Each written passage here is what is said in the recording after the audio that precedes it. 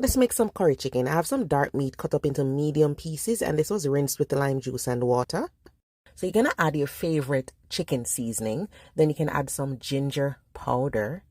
And of course, we're gonna go in with some black pepper. All right.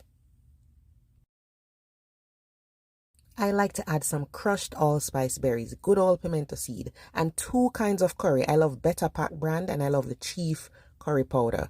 So I'm going to add some minced fresh ginger as well and some green seasoning. This is a blend of herbs. This is on my YouTube channel. It adds a lot of flavor. So just mix everything together, season this overnight. Next day, oil in the Dutch pot. Then we are going to burn the curry. So this is the same two kinds of curry. We're not really burning it, even though we call it burn, right? We just want to open up those flavors, get that out there, and then we're going to add the chicken. So what you want to do now is to kind of sear the chicken in this curry oil. So I leave it on the surface of the pot for a few minutes, and then I'm going to flip it over. All right. So if you have a small pot, feel free to use a spoon afterwards just to stir everything around, because what I want is I want that curry oil to coat every single piece of chicken. Okay, it's not brown stew chicken, so don't worry about it being very brown. You just want to kind of sear it. Okay, then I cover it for about 3 minutes.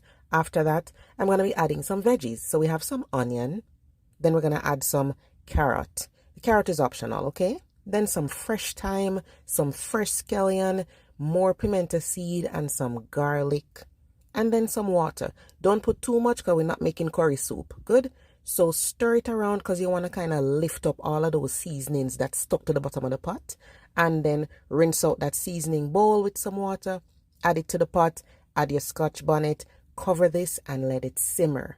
All right, and then just allow it to cook down and get everything really nice and flavorful. You want to make sure the chicken is nice and moist, so don't put too much water because then you're gonna overcook the chicken. All right, so that is it. If you want to add some diced potatoes, you can add potatoes too.